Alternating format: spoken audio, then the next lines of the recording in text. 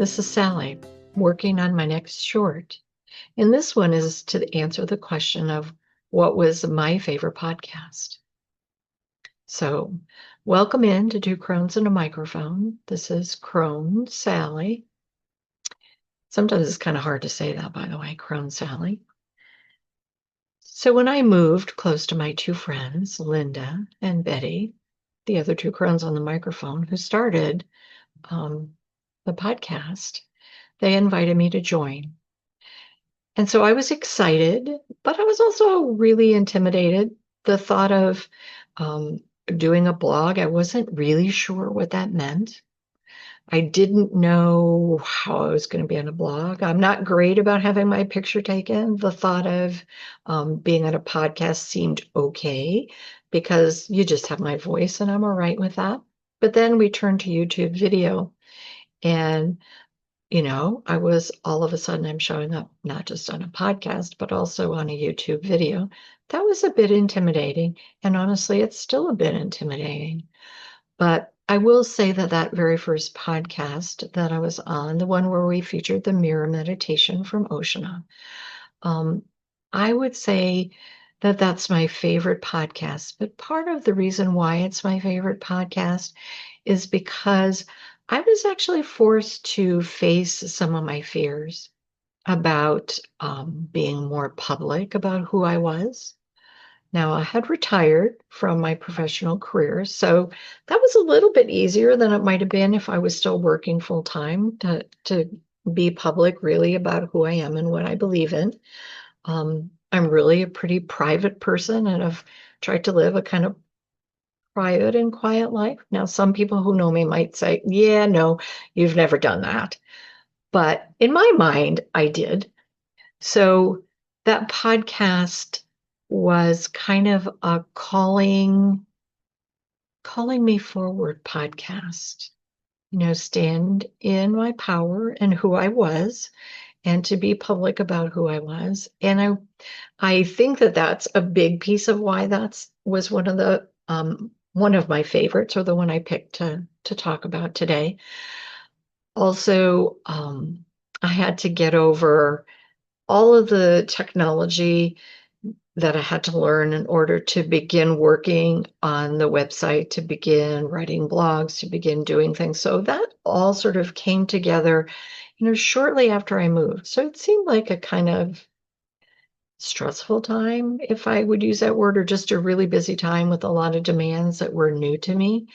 And the older you get, I think the more important it is to continue to learn new things and to grow, but also it can sometimes be a little more challenging because remember, the three of us Crones grew up in a time when computers were not the mode of the day. Cell phones were not the mode of the day. So all those things are new things to learn. And in a way, they're challenges.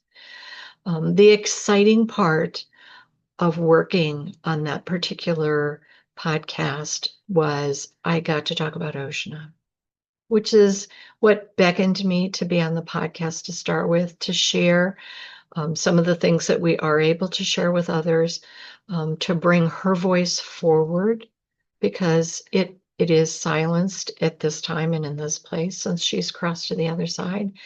And this is a time when it's really important to bring those teachings forward because it's so necessary, I think, for them in the world right now. Finding tools to navigate the muddy waters of these times. So that's why that particular podcast is the one that really just calls to me. And I got to do the wisdom practice on that podcast and to share the mirror meditation, which for me was a really pivotal practice for me when I first started working with Oshana. And as I brought it forward and shared it with others through the years, I found how it can really change your life. If you do it and come to learn and believe that you really are a valuable, lovable human being, and that you have a place in the world that only you hold that space and place, that comes from working with that meditation, working with yourself in that meditation. So it was really exciting for me to share that with other people and to have it be out there, recognize that it came from Oceana's work. Since then, there are many things in the field of psychology, particularly in the field of positive psychology, that are very similar to that meditation. But in the early 1980s, it wasn't really out there. That information was not so easily accessible.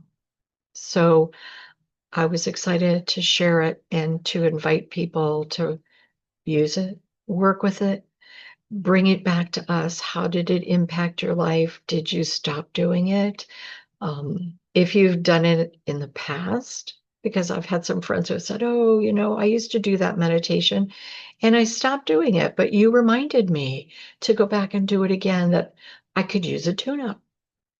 So those are the reasons why that particular podcast called to me, Libby, when you asked us to talk about what our favorite podcast was. So I invite you all to dial back into that podcast and maybe listen to it or listen to the mirror meditation and work with it. Because right now, the world is a really challenging place to be, and it is so much easier to come from anger, or so much easier to come from grief or sadness or shame or sorrow, frustration.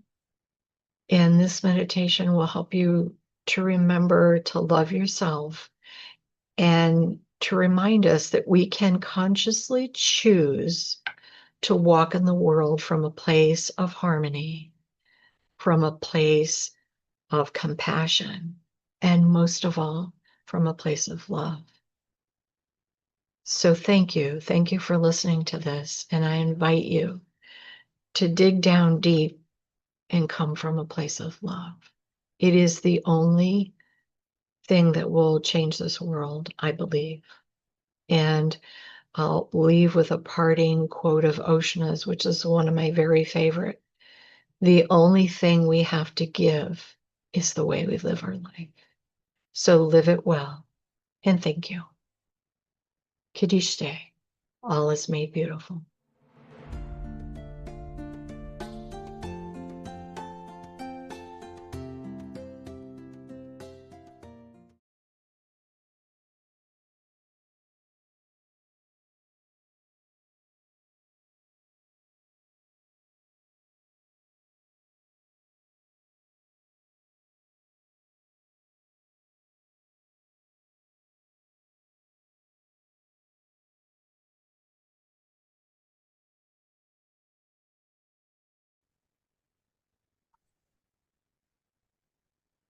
Hello, and welcome to Two Crones and a Microphone. I am Linda. And I am Betty. As cultural midwives, our podcast offers guidance and teachings to those seeking wisdom from us as experienced crones. We use many effective methods to connect with ourselves and our surroundings, and we embrace knowledge, wisdom, and spirituality as a source of resilience and empowerment. In 2024, as part of our Restore and Replenish series, we're implementing a number of updates to Two Crones and a Microphone. Beginning in March, our podcast will resume its twice monthly schedule. Yay!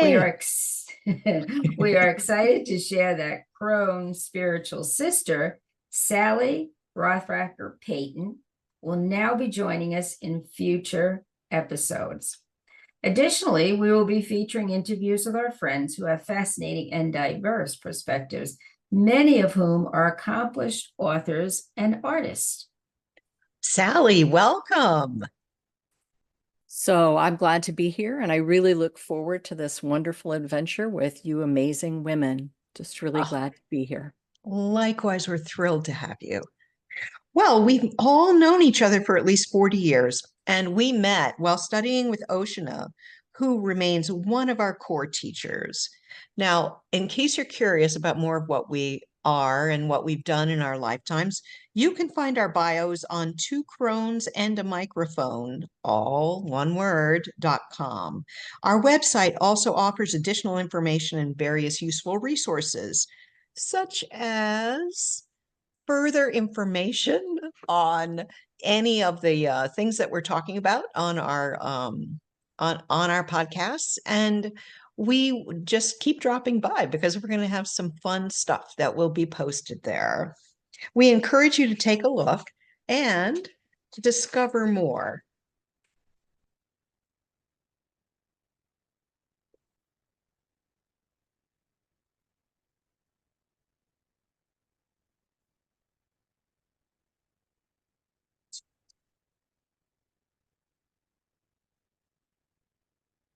Sally. Okay, now let's get into the topic of today. Wisdom of love as a crone. Loving yourself is our love in action topic. Now, I know you've heard a lot about loving yourself because I keep reading tons of literature on it, but we have a different spin on it because in this podcast, we explore the concept of love as a crone and how it relates to the act of loving oneself. This topic, titled Loving Yourself, is our love in action. So that's a little different, isn't it? Our love in action.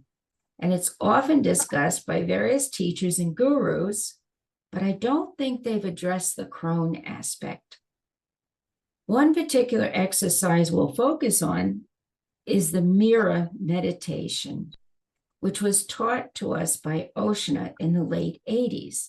Now, this mirror meditation is something that we've all used many, many, many times over the years. And actually, Oshna had us teach it to other people who she felt really would benefit from it. So we're all pretty proficient in this, and we're really happy to share it with you. It's really profound. But let's just take a moment here because, I think we should talk about what does loving ourselves, and love in action mean to us. I know for me, it's important to open my heart each day. So when I start with my golden light meditation, I always make sure that, I'm sort of cleared and filled with the golden light, but I always make sure that my heart is part of that. And love in action to me is a little bit different because I want to be able to radiate that and hope and intend that the energy of my heart or the energy of the goddess coming through is going to be meaningful to those around me. It can help create change.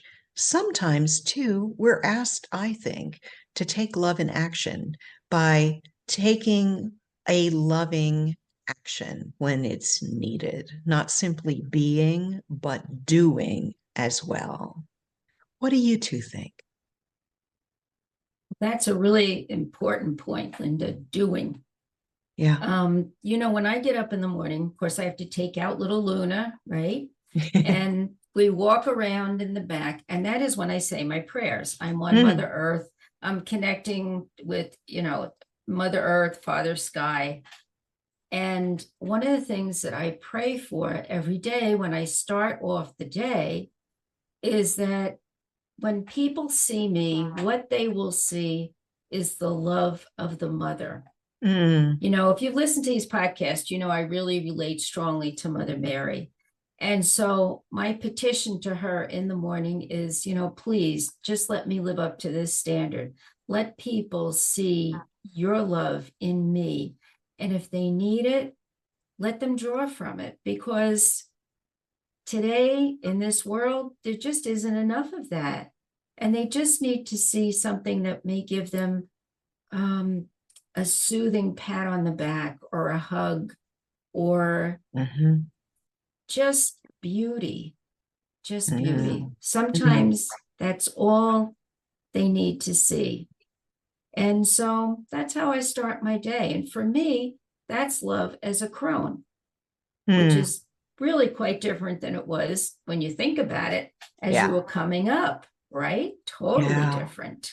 Yeah, for me, it's a little more mature perspective to be loved. Absolutely. And Yes. Yes. Not to necessarily acquire love, yeah, right? yeah, Because that was the focus when you were younger, yeah. and now it's changed. How about you, Sal? So it's interesting because I do think it's also changed for me. When I was younger, it was much easier for me to be loving towards other people. So Mm, in the work that I did to hold compassion for people, to be loving in those relationships, and maybe not so much of that was loving myself and being compassionate with myself. hmm One of the things I think that this meditation helped with was really sort of stopping me in my tracks and saying, wait a minute, what about loving and appreciating yourself and holding yourself in the same regard that you might hold other people in hmm that same kind of compassionate and loving way? So that shifted. That's one of the things this meditation helped me to shift. And I think also I would second what both of you said about starting each day in a thoughtful, meditative way and, calling out to Great Spirit that each day I might approach my interactions with myself and others in a loving way, in a compassionate way, to be in truth with myself and to balance that with those people that I come into contact with. So there's a little more balance for me now than there was maybe in my 20s. When we talk about love and action, it is moving it forward, but it's also starting with ourselves. Absolutely. Thank you. Oh, so well put, Sally. Really, just so well put. And you're absolutely correct. I believe that I really learned to start loving myself by using this meditation, hmm because I was one of the ones that Oshna made sure had it memorized. So, I remember when I learned it from her first, I immediately started doing it. And Sally, you're going to guide us through this. So I'm so excited about that. But for me, it was just such a simple action and a little bit difficult because you get to look in the mirror, look at yourself, and say, I love you. And you get to say that to yourself. I struggled with that a little bit at first, and then it got much easier because I was like, yeah, of course. This, how would I be here otherwise? This, I need to have this love embedded. Yeah, I agree that it felt really silly for me in the beginning, like, no, no. So, I well, don't know. that's true. Because when I looked in the mirror, I can tell you honestly, the first times I did it, I was nowhere near loving myself. Mm, And people had worked on this for years with me, mm, hmm and Yeah, this this is really what brought it home for me. me too. So simple and so profound. Yeah, I Sally, agree. you want to? Yeah, it is simple. All you need is yourself and a mirror, right? There you So go. we each have within ourselves things that we need to heal, and this can be used to do that. It's an aspect of this year's restore and replenishing theme. hmm Actually, it lines up really nicely with that. Oshna used to say that the essence of our being is luminous light. And that's something to really think about. We're each luminous beings of light. hmm And in each person is both a shadow self and a luminous self. And they're not separate, they're all aspects of us. She talked with us about embracing that shadow self, that part of ourself, those feelings that we have difficulty accepting. And in working to accept that shadow self, we can allow ourselves to be free of shadow, to be more like a hollow bone and respond to people then in a fully open and compassionate way. hmm So this daily meditation that Oceana suggested we do each morning, but it can be used any time of day and as many times of day as we choose to do it. And laughingly, you can't do it too often. Unless you can't get away from the mirror, then maybe you've gone a little bit too far. But there is no such thing as doing it too much, right? Yeah. And it can also be useful to write the process on a card. to put it on our mirror to remind us, to carry it with us, to put it on our refrigerator, to put it on our car dashboard, to put it on our desk, to put it somewhere in our place of work so that we can remind ourselves during the day to stop, to breathe, to ground. And then if we need to be a little loving to ourselves because it's been a hard day, it can recenter us back to doing that. Yeah. So again, all you need is yourself in a mirror, any size or shape of mirror. It could be a full-length mirror. It could be a bathroom mirror. It could be a small little pocket mirror. So the size of the mirror doesn't really matter. You do want to be able to look at yourself eyeball to eyeball, as they say, or to look yourselves in the eye, because you're going to look in your own eyes. And I think Linda mentioned that in the beginning, that can be a really challenging thing to do, to actually look at yourself in a mirror at yourself and to see yourself, to see eyeball to eyeball in the mirror, and to say, I love you. You are beautiful. You can say, I am beautiful, but you're looking at yourself and saying, I love you. You're beautiful. You're beautiful in mind, body, spirit, and soul. The universe affirms and fulfills all my needs and wants for my highest good. And it's that simple. If you have a special concern or a problem that you're working on, you can add the following phrase, like, my mind is free of whatever that issue is. My body is free of whatever that issue is. And my spirit is free of whatever that issue is. So there's a blank in there, and I'm going to give you an example. For example, my mind is free of fear. So this is my first podcast. I was a little anxious and fearful about what to expect. So I can, start the day with that meditation of being open to whatever happens during this podcast and to be free of fear or to be free of anxiety about what's going to unfold. My body is free of pain, for example. You could put pain. My spirit is free of guilt. So again, whatever you want to fill that in with. So I chose guilt because a lot of times we can be spiritually blocked because we've done or said things or experienced things that we feel guilty about, and it gets in the way of our relationship with spirit, whatever we conceive spirit to be.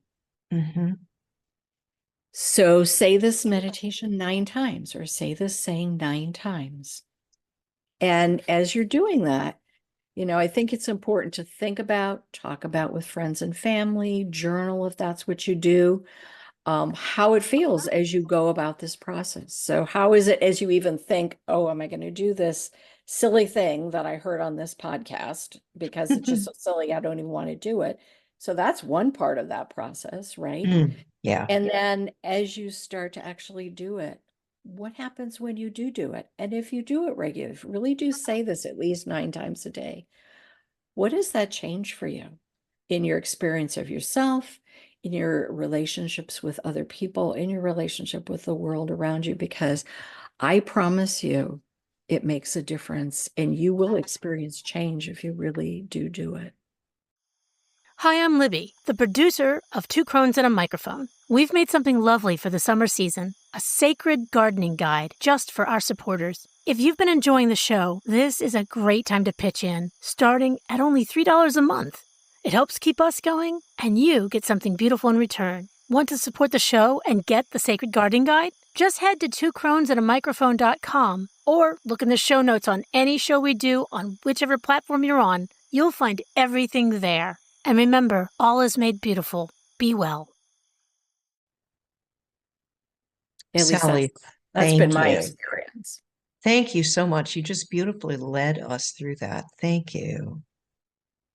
And I would suggest if you happen to be in your car or cleaning something and you can't stop, or, doing something where you didn't have the opportunity to write this down, don't worry, because we are going to put this up on the website for you, our twocronesandamicrophone.com. So that will be up there.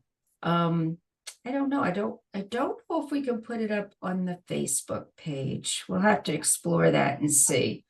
But if you need to get in touch with us, you could do it through Facebook, Instagram, LinkedIn, and we'll be happy to send you a copy of the meditation. You know, as you were talking, Sally, I was suddenly remembering how I felt when the meditation stopped being just something I repeated 9 times a day. You know, when it finally clicked in. And I remember crying. You know, I just dissolved into all these tears. Just, I felt like it was cathartic. You know, I was just letting everything out. And I couldn't wait to get a hold of Oceana and let her know, you know, what had happened. Couldn't wait to see her. And she was like, she was not surprised at all, of course. You know how she'd give you that look, like, it was kind of like, I told you so, but I knew this was going to happen all in one look, you know? Right. But it made such a huge difference in my life, my approach to other people, my approach to myself. It's so simple, but it is so powerful, so powerful. Yes. And, you know, we really would love to hear our listeners' experience with it. You know, follow it through, you know, do it for at least, I think Ocean, when she taught us, said do it for at least a week, the 9 times a day for at least 7 days, you know, and honestly, you are going to find a shift. I don't know. What do you think, Linda? Well, you know, I started off with a commitment to a week and then I just kept going and I kept at it for at least 10 years. And now I think it's time to take it up again. It's so simple, but so powerful. It triggered like seismic changes within me because it really helped me dissolve some blocks I had to loving myself the way I thought I was loving the world. And then I went, oh, I'm part of the world. I deserve to be loved that way too. This is really good. I think I'll keep this up. This is good food to take every morning. This is good spiritual nourishment. I agree. And I like thinking about it in terms of, you know, making a commitment to do it for the full cycle of a moon, to Yeah, really give love yourself a that. chance Yeah, love that. to follow through with that. And, you know, I said it was really hard for me to do it in the beginning, but when I finally got it and I realized how valuable it was, I started using it in my work and sharing it with other people. And it's such a profound healing when people do it. And that's the feedback that I've gotten from decades of sharing this very simple process with people, because it really is simple and challenging at the same time. Yeah. Right. That piece of getting to dissolving into tears or getting into that aha moment where you go, oh, I get it. I feel different. Yeah. And then you'll want to share it with other people. Exactly as we're doing. Thank Yeah. you so much, Sally, for bringing this to us because it's such a powerful, powerful tool and a practice. You know, it's so funny. We've known each other so long, right? And we studied with Oceana for so long. We have so much knowledge, and yet it's so easy to forget some of the basic things. And this meditation definitely is a basic that she gave us, something that you can do every day. Yeah. And I guess it's like anything else, you know, life interferes, your head gets, I always say, sometimes I get forgetful because my head is just filled with so much stuff over the years, you know? Yeah. And it's bringing it back, having the 3 of us together, which is like amazing, you know, absolutely amazing. And it's amazing that we can share it with the audience. I mean, there's so much wonderful knowledge out there that will help you navigate the muddy waters of our time, which is what we're trying to do. So if we can get ourselves to change, if we can get ourselves to bring out the love that we're all born with, I really do believe we're born as loving beings, I do too. and we start spreading it around, heaven knows what kinds of changes will occur. Even if it's just in your immediate circle, it doesn't matter. It'd be lovely if we could do it worldwide, right? I mean, that was the 60s, promoting peace and love constantly. But it does make a big difference if you walk in the world with this love that you can share with others. Agree. I do too. Yeah, because we make an energetic difference, and somehow that gives other people the permission to do the same. Yes. Yeah. Yeah. And don't be surprised if people have often said to me, I wish I had what you have, but they can't articulate what it is. They don't know what that is. And I really believe that what that is the love of the mother. That's what they're seeing. They just don't know what it is. They're like, how do I get there? And of course, then, telling about Oceana and the classes that we have at Minerva and all that good stuff, it's just our way of getting the word out. And of course, the podcast, that's been a new addition. Yeah, no kidding. Whole new bunches of people out there. So, well, one of the things that we did talk about before we got on the podcast about self-love applying to all, and that sometimes as Crones, at least societally, it's a little tough to continually love ourselves because there are so many negative examples out there. But what we want to focus on more are the positive examples. Instead of having an elder disappear into the woodwork, well, let's talk about Betty. You were talking about 70, 80, and 90-year-olds giving out interesting stuff. Absolutely. I mean, I'm coming across this more and more, where you have women and men, mostly women though, of these ages. They're doing TikTok videos, they're doing YouTube, all kinds of social media. Some of them are women that had been really well known at one time in the 60s or 70s. And now they're reemerging. Nice. On TikTok, on YouTube. And some are just women that are out there saying, you know what, let's thrive after 50. Exactly. And some are extremely successful, extremely. I mean, they have followers like up the yin yang, but they're getting the message out that it's okay to do these things, like I am not going to go sit in the corner by the wood stove and knit all day. This is not who we are. No, we get to take on new adventures. Come on. Absolutely. I advocate for that. Geez, yes. Come on. Or if I'm going to sit by the wood stove and knit, yes, I'm going to teach you how to knit and tell you a story while I'm sitting next to the wood stove. And there we go. And it'll be a story worth listening to, believe us. Oh, yeah. I want to hear those stories. We're going to have to tell some Oceana stories on our podcast. How about that?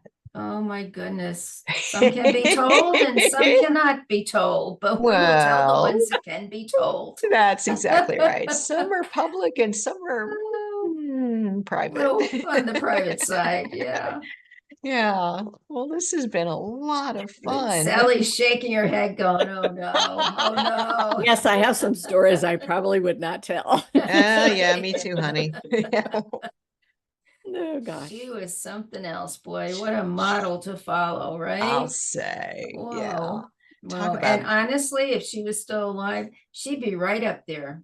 She'd have her own YouTube channel.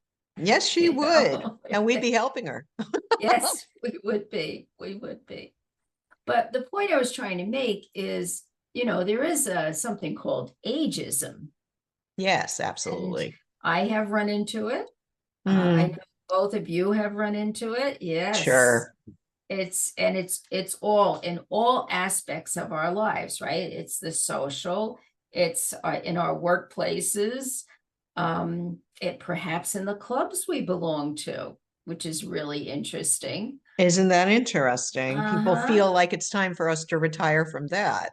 Yes, yes, Right. yes. Right. So, and honestly, our generation, we're not going quietly. So Oh, good luck, no. guys. Fasten your seatbelts because the Yeah. Crones are letting themselves be heard. They're letting themselves be heard.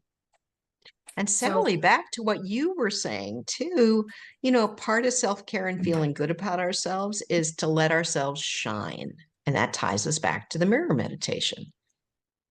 mhm, absolutely. The other thing that meditation does is it gives you confidence, Mm, right?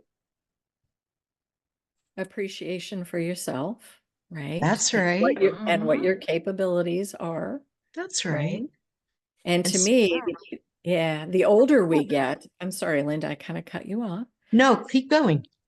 but the older we get, the easier it is to let go of those things that held us back when we were younger. I mean, there's some grace that happens when you hit 50, and even more that happens when you hit 65. And Mhm. I suspect even more that happens, as you hit 70, right? Yeah. That those things that you're like, oh, I can't do that. Society won't let me do this, or I shouldn't do that because X, Y, or Z might happen. And it somehow it becomes easier to just say, oh, I'm going to do it anyways.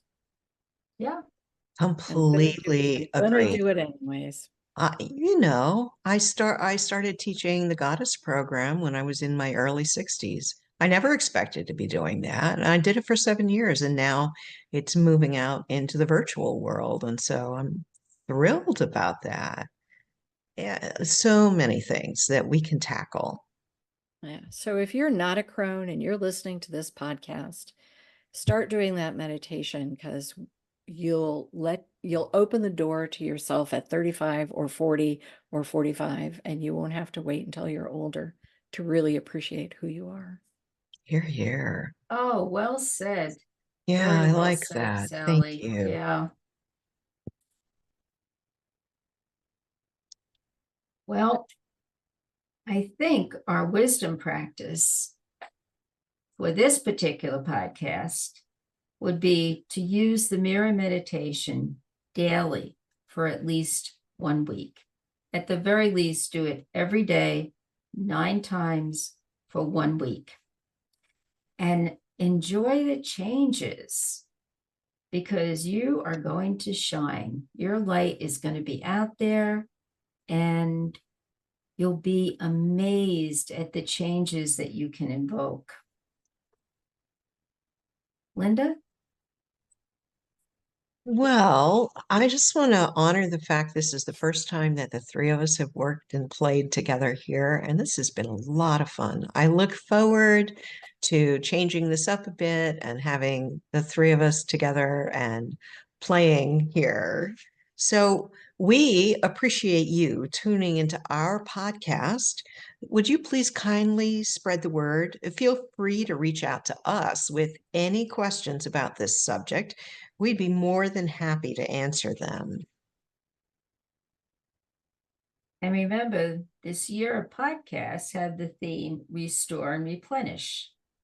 All right, our podcast is dedicated to sharing techniques to aid you to navigate the muddy waters of our time, giving you ways to be kind to yourself and to others. Kindness matters, yes. Mhm. And Sally, would you like to take the ending? I'd love to. Yay! So until next time, be well, and may you find that your days are filled with grace and love. Lovely. Wonderful, wonderful. I would just like to add on that this podcast is sponsored by the Minerva Educational and Wellness Treatment Center, LLC. Our website is minervaed.com. And we will be teaching a lot of Oceana's work this year, following through. So just click on, check it out, join our newsletter if you choose to, and we'll be happy to see you in a class. It'd be absolutely awesome. Sally and I primarily will be teaching these classes. So on that note, I look forward to them. I think that's going to be so much fun. Me too. All right. be well, everyone.